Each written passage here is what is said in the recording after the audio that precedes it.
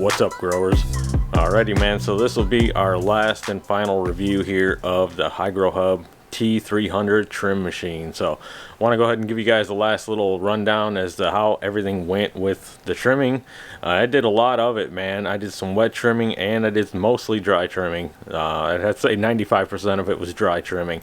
I got into the wet trimming and just wasn't exactly lighting my fire, so kind of switched over. I let everything dry and then switched everything over and continued with trimming dry, and worked out real well dry. And I'll tell you what, right now, this little thing right here is a savior, and this is the best thing to come to me this year, and the best thing to happen to me this year was this machine.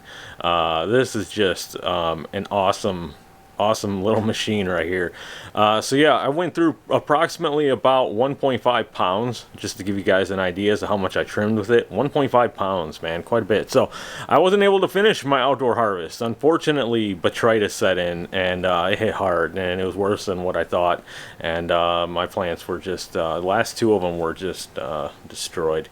There was no saving none of that stuff. There was no doing any of that. But another story, another time. But would have had definitely another maybe good 3 to 4 pounds to run through the machine if I wouldn't have had botrytis and severe powdery mildew going out there. But it's okay. I still got to test this out really well and use it, and man, what a fantastic job this thing did. What an absolute beast it is, man. Like I said, the wet trimming didn't exactly light my fire. Dry trimming was just awesome, man. I mean, it turned out so much better than what I thought. I did play around with the dial here. It's got a little adjustment dial for the blade adjustment, so it cuts a little closer, moves it up and down, cuts a little closer and this and that. I didn't really see any difference. I did run some with it down, I ran some with it up, and give you a closer look, and there's the dial. So I pretty much just left it in the middle and just ran everything exactly the same, but like I said, I did do a couple runs, and then I did check it, ran it all for about the exact same time and stuff like that, and tried to run the exact same amount, just so I was making sure I was testing this thing out really well, and really didn't see much of a difference. I really didn't. But yeah, check it out. The collection net down here is still completely full. I haven't cleaned it out yet, and yeah, so we're going to talk a little bit about that here in just a minute. But anyways, let's kind of get into it a little bit here.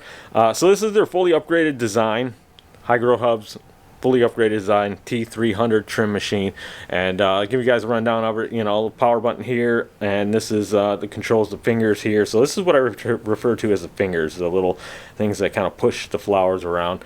So left and right, you can go either direction, and this controls the speed. This controls the speed of the blade itself down there. But the blade itself isn't really a blade, okay? So the blade itself is more or less like, I don't know, a fan blade, I guess I would say. I don't even think it's very sharp at all, to be honest with you. And because I did actually put some stem through here, okay? I did run just a little bit of stem through here just to see what would happen. And the stem just kind of got pulverized is what happened. You could hear it hitting. It'd just be like clink, clink, clink, clink. And then when you stop the machine and check it out, it wasn't exactly cutting. It wasn't exactly cutting. It was just kind of just pulverizing and just beating it up pretty good, So just give you guys an idea, give me an idea as to what exactly happening in here. I don't believe that blade that's turning is very sharp at all. But it still does a good job. Don't get me wrong. I don't believe it has to be sharp, but you really don't want to be putting stem through there neither. So, but I had to test it. I did. Now the majority of what I did put through here was all trimmed down. So it did take quite a bit of work, okay, to get in here and trim everything down and get everything all broken down. So pretty much I was trying to remove most of the flowers from the stem, so I didn't have much stem going through there, because the more stem that I had in there, the more it seemed to get jammed up. The flowers tend to get jammed up. Even the flowers tend to get stuck in the grating, and just didn't seem to want to come up. And then the fingers would just pass over it and just smack the flower repeatedly, and you'd see it in there just beaten to death. So stems, you definitely don't want to do that. So there's quite a little bit of work quite a bit of work. I have to say quite a bit of work, you know. It all really depends on how much you really break it down as to how good it really trims, you know. So the more you break down the flowers, the more you pull those stems out of there, the more bigger leaves you pull off there yourself, and then just toss it in there, you know, the better it goes. Now, how long does it take and how much can you put in there? It took maybe 3 to 5 minutes per run, and I put only about 2 ounces in there at a time. I think you can put up to about 4 ounces in there at a time, but it was like 2. I mean, there was a couple runs there where I packed it. I mean, I literally overflowed this thing. I'm like, let's just see how it goes. But you can definitely tell, you know, it was not the ideal thing to do at all. Now, when it came to, you know, the actual speed adjustments of everything, now the fingers in there, you know, that kind of move the flower around. Now that I just kept on low, man, pretty much low and slow. And sometimes I kicked it up a little faster. Sometimes I went a little slower. Most of the time I went as slow as possible. You know, I just kind of let everything just kind of roll around is what I wanted to do. It just let it gently just roll around. Now when it came to the fan speed, the blade speed, oh man, balls to the wall all day long, man. It did not stop. I cranked that thing up and just did not stop. Now it had a good circulation in here. It had a good vortex circulation going on in here, and it was just awesome, man. Absolutely awesome.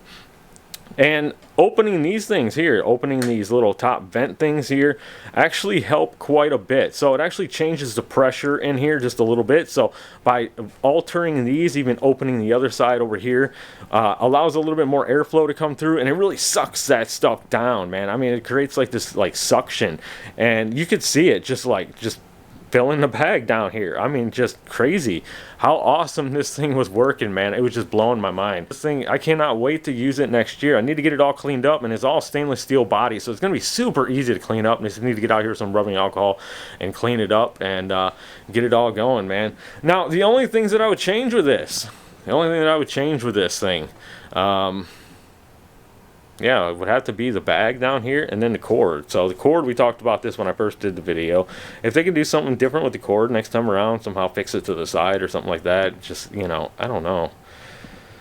Something has to be done with the cord. It's all down there in the bag down here, you know, and and then the bag itself. Now the bag itself, I believe, you know, should be netted here just a little bit, but at the same time, it should be like more of a area to catch the trichomes, because while the machine's running, okay, it's actually kicking out trichomes like left and right. Now I went ahead and I already cleaned in here a little bit, but everything was completely covered in trichomes, you know, and that's just lost right there. So I could have took that trim and, you know, dry sifted it, or you know, did some other things with it, but you know, there was quite a bit of loss. I mean, my floor is going to be forever sticky in here. It's actually kind of funny.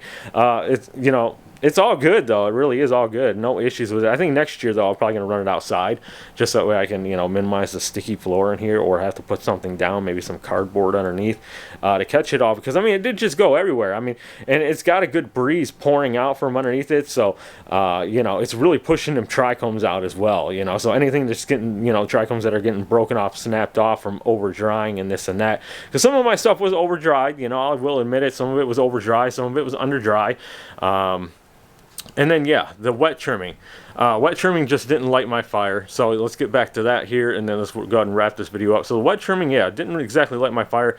I did a little bit of that just for a minute, and it just, everything kept clumping together. So I ran very, very little, but it just kept going to one side, and the little fingers would just ride right over top of the ball of flour, and it just wasn't doing anything. And it was literally sticking to the bottom, it was sticking to the side, it was sticking to whatever it could, because it was just so wet. So I really didn't get a kick out of it. Now this little collection bin here in the front, man, oh, I love this thing. This thing was super sweet, man. All you gotta do is just open this, and then the flour just kicks out in here, and you see it, and it just fills up, and you just put something underneath it. I had a little bowl, put it underneath there and collect your flour, man. And it was just like so easy. Everything, man. I am super excited. I cannot wait for next year. I'm just really, I'm still kind of bummed out though about what happened with my plants. And I really wish that I could have done more with this. And, you know, I was all set and ready for more poundage to run through it. But yeah, about 1.5 pounds, 1.6 pounds, just shy of 1.6 pounds total between the two plants. So did two different strains. It was the fast flowering runts and the rainbow cakes. I forgot what it was there for a second. Rainbow cakes. So yeah, truffle monkey and bangarang both came down with the botrytis and had to be chopped and tossed. But yeah, what a beautiful device, or beautiful machine device. Beautiful machine this thing is, man. This thing is just absolutely awesome, man. But yeah, definitely need to get in here, clean it all up. Rubbing alcohol should do the trick, and then get it stored away for the winter, and bust it out next year for sure. And we're gonna run it for sure next year, man, because we're gonna be growing outside again, all that good stuff. But anyways, yeah, I do have a link down there for you guys, coupon code down there for you if you guys are interested in checking one out for yourself. You guys can do all that good stuff. But all right, guys, that's gonna do it for me. Thank you all for watching. All right, guys, have a good one.